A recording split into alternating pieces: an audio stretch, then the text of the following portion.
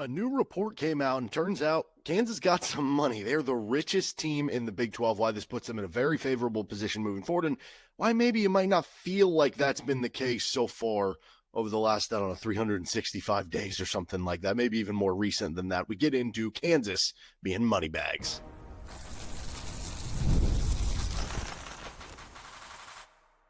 You are Locked On Jayhawks, your daily podcast on the Kansas Jayhawks. Part of the Locked On Podcast Network, your team every day. What's going on? Derek Johnson here. This is Locked On Jayhawks. Thanks for making it your first listen every day. Thank you to everydayers catching all of our episodes, including on our YouTube page or anywhere that you listen to the audio side of things here with LOJ. And on today's edition of Locked On Jayhawks, we're going to talk a little bit about the KU baseball season ending and some of the latest news. Fred Kortelbaum out as director of ops from KU, and get into some of that and some of the latest NBA draft and transfer portal stuff. But we're also going to talk about KU is the richest team in the Big 12, at least according to one report, what that means, why that puts KU in a very favorable position, especially in the near future. But what does it exactly mean right now? Is it helping them to a big extent right now? Is it not? We'll get into all that on today's episode, which is brought to you by Monarch Money. Take control of your finances with Monarch Money. Use code LOCKEDONCOLLEGE at monarchmoney.com for 50%. That's half off your first year with Monarch Money. Okay, so there was a report coming out from the EADA, which is the Equity in Athletics Disclosure Act. I believe that is the name of it, report. And this tweet was from one Jeff Fuller, who is, I don't know, he's just does some contributions with like one of the ESPN sports, I think, radio teams for like BYU or something like that.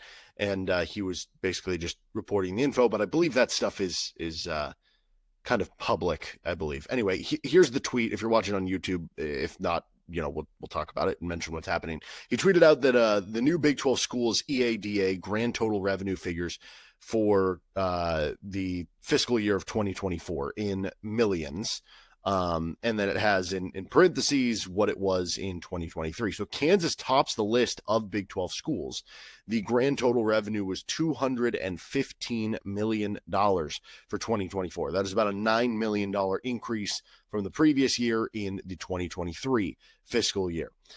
You go to second place on the list, and it is a pretty sizable drop off to second. I mean, Baylor's sitting in second with 148 million. They're up 11 million from the year before. For what it's worth, the school that gained the most was BYU, who went up 24 million. I don't know if that just has to do with, being in the Big 12 for another year. But Kansas actually going up 9 million from the year before is it's on the upper half of most gains from the year before. But again, if you're just talking baseline, the grand total revenue number being 215 million, that's the most in the Big 12. Second most at Baylor, 148. So you're talking about a $67 million gap between Kansas at first and Baylor to second. Colorado's not far behind, 147 million. TCU at 142. Arizona at 139. Then you have Oklahoma State, BYU, Arizona State, all between 127 and 132. Another little bit of a drop to Texas Tech at 115. Now they have incredible donor support and a lot of oil money that's helping them out there. That this stuff is obviously different than NIL. NIL is a different thing than this, right? Then you get to Utah at 112, K-State at 106. So think about that. K-State, you double it. Kansas still has more money for this, revenue figure, right? And you go on and on down the list, and, we could get to the rest of schools, but this is a Kansas show, so we're going to talk Kansas, right? So the difference between Kansas and Baylor, though, from first to second, is bigger than the gap between Baylor in second and Cincinnati in last. And the reason Cincinnati's in last, they're getting half share payouts for the Big 12 because of, joining the league. That's part of the thing that happened to Cincinnati, UCF, and Houston for a certain amount of time. The gap between second and last in the Big 12 in this revenue figure is smaller than the gap between Kansas in first and Baylor in second place. That is absolutely remarkable to talk about that, right? And it's one of those things where it's like, I know there's some fans that feel like with how this offseason has gone for Kansas basketball with certain things that are going on, you almost don't feel like that is maybe necessarily the case. Now, it is mentioned in this post, if you scroll down a little bit, by Jeff. He says that this is likely related to the huge capital campaign fundraising towards the recent rebuild of their football stadium. But even if you take that out of account, it shows that they can be in very good position. And so what I find most interesting with this is a couple things, because again, you look at, okay, maybe KU being outbid for Darian Williams. And I don't know if that was the case for Dame Sarr. Maybe it was. Seemed like he wanted to go to Duke regardless if KU was going to be outbid there or not. And like, maybe being a little bit more patient with their offseason portal approach. Like, again, NIL is different than the revenue stuff, right? Those are different pools of money that you're kind of tapping into, different people who are donating here and there. But it also is interesting when you talk about the layoffs. KU athletic department just had, a bunch of layoffs that I forget the number. It was like 30% or something like that. It was like $3 million worth of, people's jobs. And so you see that and you're like, wait, how are they so flush with cash? How do they have all this money? Again, a big part of this is the fundraising that is going to the football stadium. And I guess that's kind of the big takeaway here. Building a new KU football stadium, building a new football stadium in general is very, very, very expensive, right? But I think the other way of looking at this is this. Kansas is in an extremely valuable position. And I know, conference realignment is one of those touchy subjects, especially with Kansas, because, there have been, there were rumors going back with Kansas in the Big Ten, whether they were true or not. There were rumors going back. I think, was it this past offseason where there were a couple and again, some of these can end up being I think this one, I forget if it was just throwaway, message board stuff, or if it was actually coming from somebody, whatever. But it was could Kansas, I think it was from a guy who did a YouTube show or something like that, which not denigrating that. I do a YouTube show. I just mean in general, I'm not, somebody who's plugged into that. I don't know. Anyway, but it was the SEC stuff. Point being, if this conference realignment stuff goes to another level and SEC and Big Ten are looking to poach more schools from the Big 12, from the ACC, obviously there are going to be other schools. I mean, certainly in the ACC, you think of Florida State and Clemson and North Carolina and stuff like that. But as you're looking at that from the potential of Kansas, it's hard not to view this as Kansas is in a favorable spot because of something like that. Again, the gap being so different. And once they do have the stadium, sure, maybe some of this revenue stuff goes down, but they're still so far ahead of the rest of the pack there that it makes you think, okay, even if some of that revenue stuff goes down, then all of a sudden now it's just more NIL money. That because some of those donations that are coming in for the stadium are then going to be directed to NIL money that they can compete with the big boys in that area. And so I think it's just a reminder that as tight as things are right now, the reason why is mainly because of the football stadium, because it's very, very expensive. At the same point in time, once that stuff gets done, because this is something that is overdue. This is something that should have been kind of worked on probably before Travis Goff before Lance Leipold even got here, right? And so they're the ones having to kind of pay the price on it. And you can talk about it having an impact on the KU basketball season and having an impact on people's jobs, and that stuff sucks. But it also puts Kansas in that valuable position, in that favorable position that, when they are finished with the football stadium, where is that going to put them? The sky's kind of the limit, right? That it's not just that you're going to have the shiny new object, you're going to have the shiny new football stadium. It's that you are going to have the toys to go with it, so to speak, right? You didn't just build a new house. You also have the Ferrari. You also have the, this and that kind of goes with it. So very advantageous position. And I do think it's interesting because it does kind of juxtapose to what we've seen here recently with some of these news stories and, some of the lack of offseason stuff with Kansas. I guess it's just a reminder that maybe a little bit of more short-term pain, and I don't know how long this is going to go, right? I mean, they still have potentially the other side of the stadium that they're going to have to do.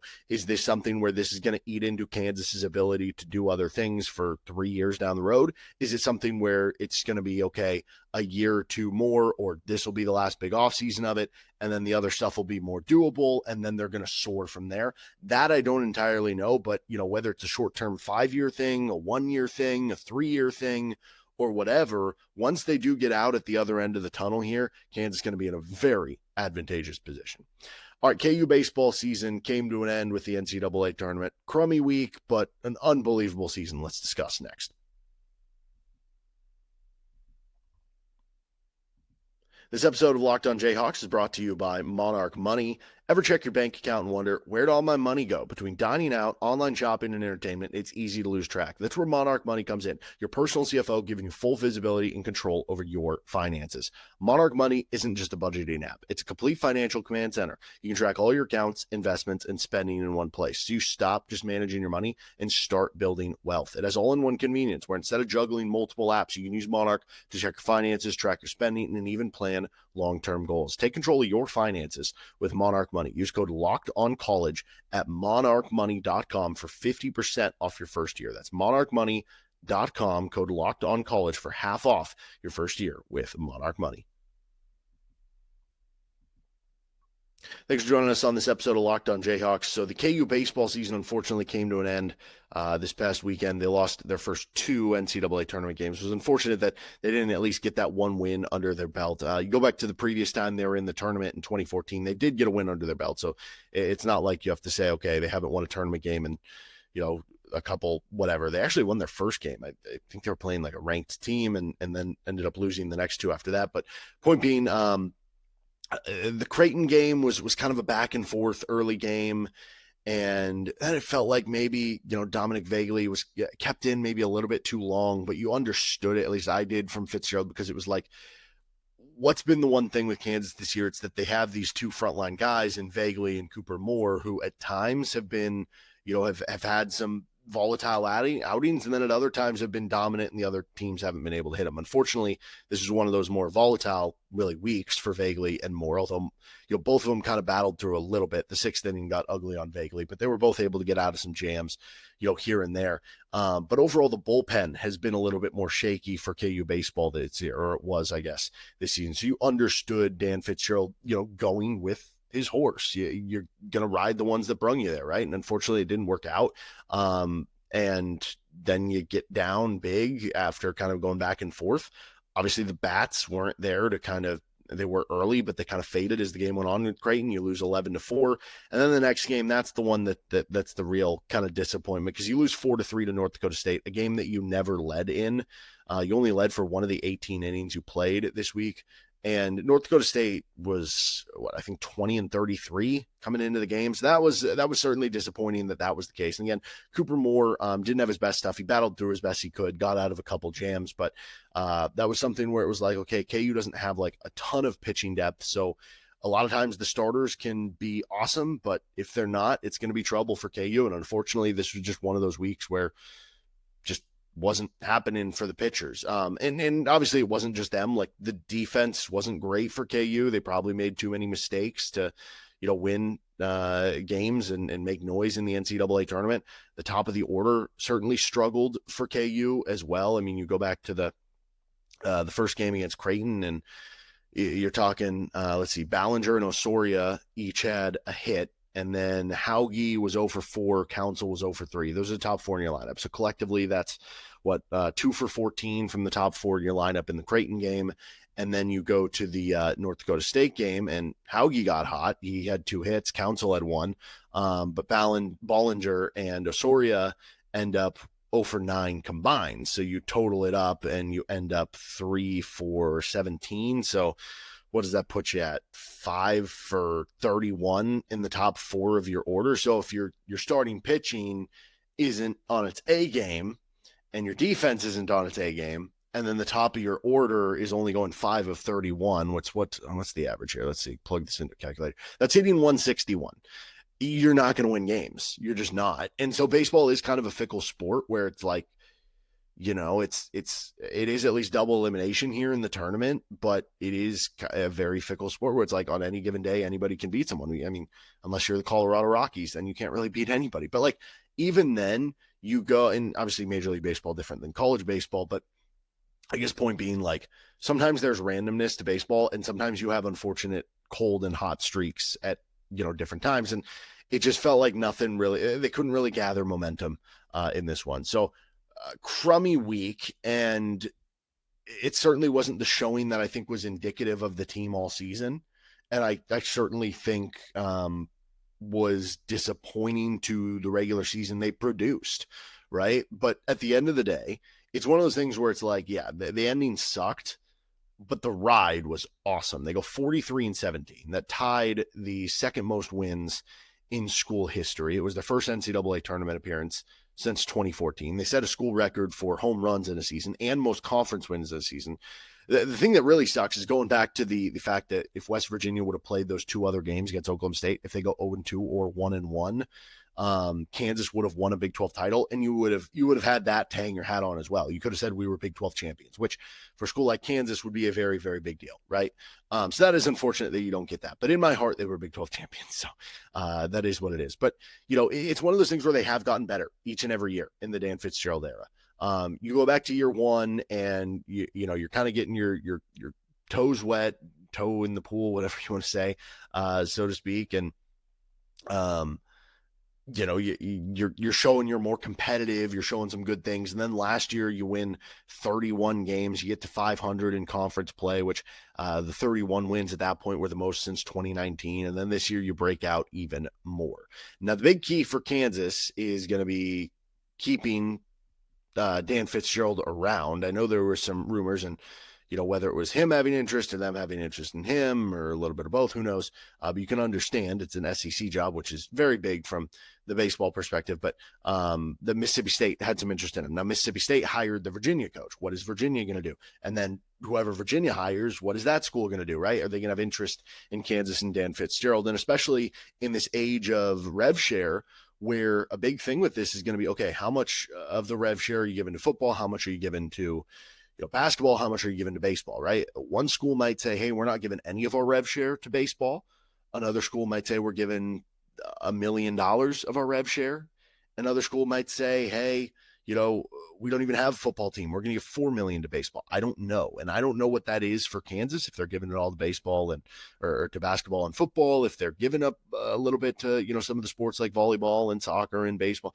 I have no idea, but that could be a reason that a coach would leave. Kansas certainly is due for, we talked about the money stuff and the football upgrades, and it's going to be hard to do baseball upgrades now too while you're doing football, but you do need to at some point address, beefing up the facilities there. And then you have the standpoint of like, can you keep some of these guys on the roster? Because if Kansas can keep this roster together, they've got like a lot of their stud players from this past season are players that can, come back for another season for KU. And like, I just think back to Maui Ahuna, who was it Kuna or Ahuna? Maui Ahuna, who I think I'm Ronald Acuna. Anyway, Maui Ahuna, who was like this stud hitter for KU. I forget if he ended up being he was like a top 100 pick in the MLB draft. He transferred from KU into his next season. I forget if it was Tennessee or who. And the rumor was like, he's getting like 200,000 to leave in the transfer portal. And I don't know that that's everyone. And I don't know how that, some of that stuff works, but you look at it right now, like Brady Ballinger was KU's best player. He was a first team all Big 12 player. He's a sophomore and he's going to have his draft year coming up. Like, can you find some NIL money to, keep him around? Daniel Osoria is a junior and he was, he had a 960 OPS this year. Unfortunately, you lose Jackson Hauge, who was a graduate player coming from D2, but like Derek Serta will be a senior. Tommy Barth, who no, he graduates, so he was a senior. But you've got other guys coming in too. Like, they continue to recruit well from the JUCO ranks. Cooper Moore is a sophomore. Dominic Vagley is a sophomore. So there are going to be other teams trying to poach some of these players. Can you hold on to Dan Fitzgerald? Can you hold on to some of these key players? If you can, there's no reason Kansas can't, again, get even better next season, right? And so that is the encouraging thing here, as long as you make the right steps. And I'm confident Travis Goff is going to try everything in his power to do that. But as we talked about earlier, the money conversation, Kansas is in a very good spot right now. They've done a lot with money. But even then, because the football stadium is so darn expensive, you can have all this revenue in the world. It's just eating it all up. And that makes things very, very difficult here. All right, let's get to some of the latest news. This is Locked On Jayhawks.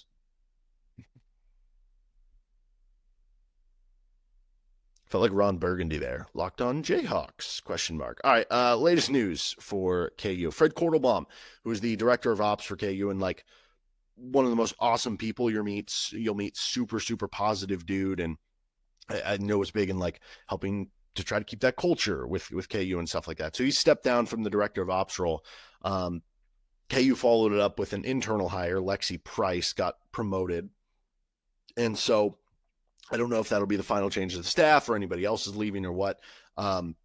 As far as Fred Kordelbaum, like I said, nicest guy, whatever. I've had interactions with him, been a super nice guy.